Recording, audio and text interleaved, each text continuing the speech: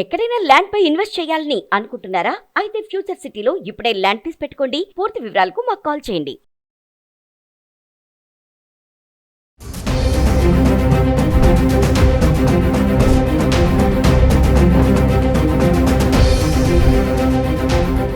నమస్తే, welcome back to Suman TV. Present మనతో పాటు ఉన్నారు పబ్లిక్ స్పీకర్ రజనీ రమ్మ గారు.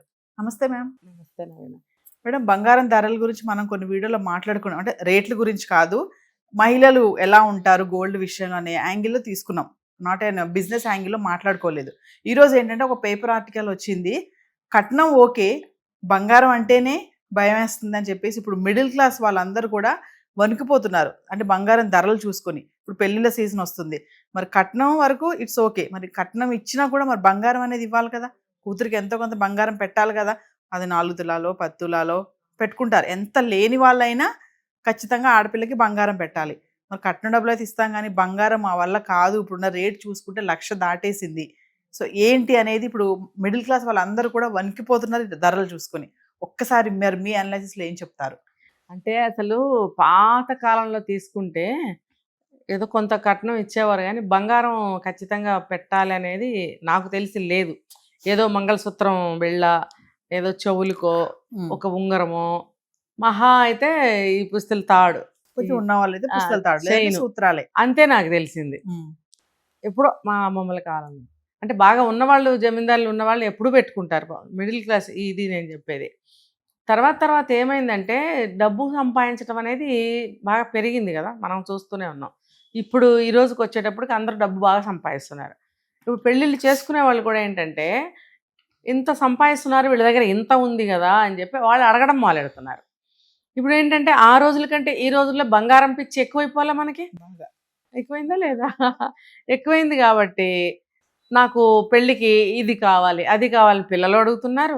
మా అమ్మాయికి పెళ్ళికి అది చేయించాలి, అక్కడెక్కడ చూశాను మోడల్ చాలా బాగుంది, మా అమ్మాయి పెళ్ళికి ఎలా అయినా చేయించాలని తల్లి కూడా అనుకుంటుంది. తండ్రిని కలపద్దు ఇందులో, తల్లి కూడా అనుకుంటుంది. ఓన్లీ ఫినాన్స్ అంతే. పాపం ఆయనకి బంగారం మీద ఏముంటుంది, మగాళ్ళకి అంత ఉండదు.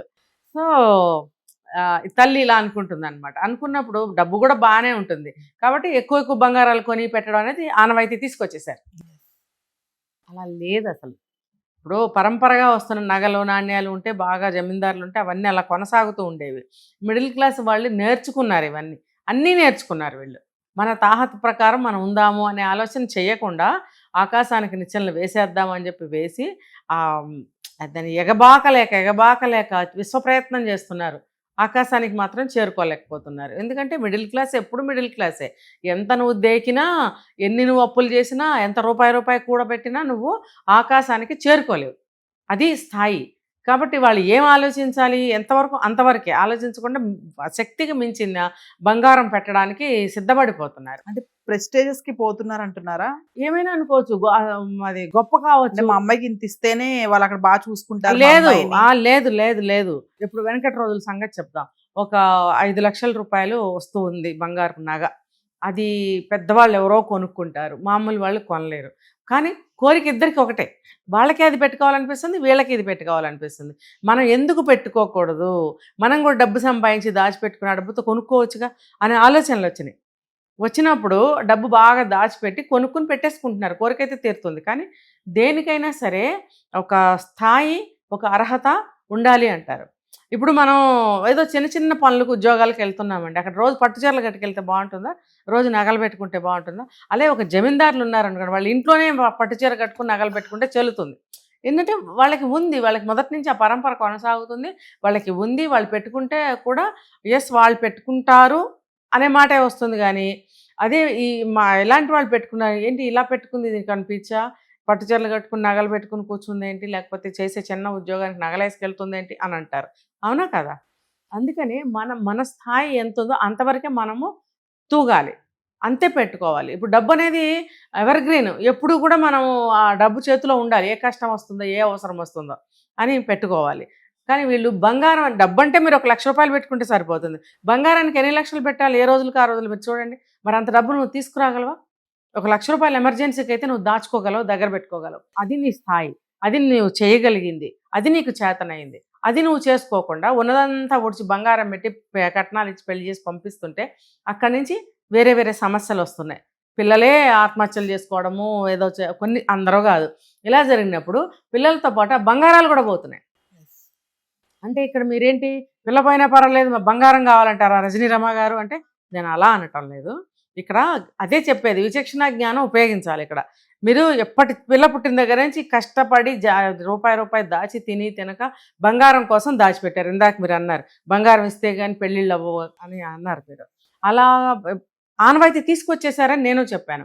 తీసుకొచ్చేసినప్పుడు పిల్ల పుట్టిన దగ్గర నుంచి డబ్బు దాచి బంగారం కొంటున్నారు. కొని బంగారం కూడా ఇంత దాచిపెడుతున్నప్పుడు మరి ఆ జీవిత కాలం కష్టపడ్డ శ్రమ ఫలితం ఆ బంగారం అనేది. పిల్ల పోయే ఆస్తి పోయే అంటే 2 దుఃఖాలు ఉంటాయి వాళ్ళకి. తినకుండా కోరికలు చంపుకుని ఆడపిల్లని అన్ని దాచిపెట్టి పెళ్లి చేసి పంపిస్తే ఆ పిల్లని ఆగం చేయటమే కాకుండా ఆ అమ్మాయితో ఇచ్చి పంపిన కట్నాలు కానీ కానుకలు కానీ బంగారం కానీ అన్ని పిల్లతోనే పోతున్నాయి. అప్పుడు వాళ్ళకి ఇంకెంత దుఃఖంగా ఉంటుంది. మా కన్న బిడ్డ పోయింది, మా కష్ట ఫలితము పోయిందని బాధపడరా? ఆ బాధ ఎవరికైనా ఉండదా? ఇది ఇందులో నేను మాట్లాడింది ఏం తప్పేం కాదు ఇది. కాకపోతే అలా ప్రవర్తించొద్దు అని చెప్పడానికి నేను ఇలా చెప్తున్నాను. కాబట్టి మనం పెట్టుకోగలిగితే అంతే బంగారం పెట్టండి. డబ్బు అవసరం కాబట్టి కట్నాలు కూడా ఇవ్వమని నేను ఎప్పుడు చెప్పలేదు. ఇచ్చినోడు తీసుకున్నోడు ఇద్దరు నాట్ కరెక్ట్. కాబట్టి మీరు ఇవ్వకండి, మీరు తీసుకోకండి. వాళ్ళు అడిగినా సరే మీరు ఇవ్వకండి. చేసుకుంటే చేసుకో లేకపోతే మాని. ఇప్పుడు ధర కూడా ఎక్కువ ఉంది కాబట్టి ఎక్కువ ఉంది. ముందే మాట్లాడుకొని ఆ కట్నం వరకు మాట్లాడుకుంటే అంటే మనం కట్నం అనకూడదు. అదే అక్కడ వరకు మాట్లాడుకుంటే పర్వాలేదు. అదే ఈ బంగారం మేము ఎంత పెడతాం మేము ఇంత పెడతాం అంటే ఇది పైకి పెరిగిపోతుంది అవును. కాబట్టి అప్పటికి ఎంత పెరుగుతుందో. లేకపోతే మీరు ఎంత కట్నం ఇద్దాం అనుకున్నారో అందులోనే ఎంత బంగారం వస్తే అంతే పెట్టండి. మీరు ఎందుకు ఊరికే తూగలేక వెళ్ళి బాధలు ఎందుకు పడుతున్నారు? అలా చేయమని ఎవ్వరు చెప్పరు, చెప్పకూడదు, నేను కూడా చెప్పను. కాబట్టి బంగారం వాళ్ళు అడగడం కాదు, వాళ్ళు అడిగే అర్హత వాళ్ళకి లేదు. ఆ అబ్బాయికి ఏమైనా పెట్టాలంటే రింగో బ్రాస్లెటో చైనో అది పెట్టగలిగితే పెట్టుకోండి. ఆ అమ్మాయికి మీరు పెట్టేది వాళ్ళకి సంబంధం లేదు. వాళ్ళు కూడా అమ్మాయికి వాళ్ళ ఇష్టపూర్వకంగా ఎంత పెడితే అంతే పెట్టుకోండి. వీళ్ళ అమ్మాయికి పెట్టుకునే దాని మీద వాళ్ళకేముంది, ఆ అధికారం ఏం లేదు. వీళ్ళిష్టం తులం పెట్టుకుంటారో 10 తులాలు పెట్టుకుంటారో 100 తులాలు పెట్టుకుంటారో మీకు అనవసరం. అది మీరు అన్నారు కట్నమైన ఇవ్వగలం కానీ బంగారం ఇవ్వలేము. అలాంటప్పుడు వాళ్ళు కట్నం అడిగారనుకోండి, వీళ్ళు ఇద్దామని సిద్ధపడ్డారనుకోండి, ఏదో కొంచెం కట్నం ఇచ్చి తాళిబొట్టో చిన్న చైనో పెట్టి నోరు మూసుకుని కూర్చోవాలి. అంతేగాని అందని ద్రాక్షకి ఏదో అంటారు కదా, అనవసరంగా అప్పులు చేసి అలా బాధపడితే ఎవరికి నష్టం చెప్పండి.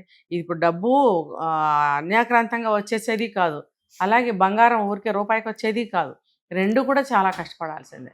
కాబట్టి అది ఎంతవరకు మనం తూగాలి, ఎంతవరకు మనం పెట్టాలి, అసలు పెట్టాలా, పెట్టడం వల్ల మనం దేన్ని ఎంకరేజ్ చేస్తున్నాము, ఈ ఇంగితంతో ఆలోచించి మా అమ్మాయిలు కూడా బాగా జాబ్స్ చేస్తున్నారు కాబట్టి ఇదిగో బాబు మా అమ్మాయి జాబ్ చేస్తుంది, అదొక్కటే చూసుకోండి, అమ్మాయి ఇలా ఉంటుంది ఇది చూసుకోండి, మీకు ఇష్టమైతే చేసుకోండి, నేనేదో నాకు శక్తి కొద్దీ నేను చూసుకుంటాను, ఇలా మాట్లాడుకోవాలి.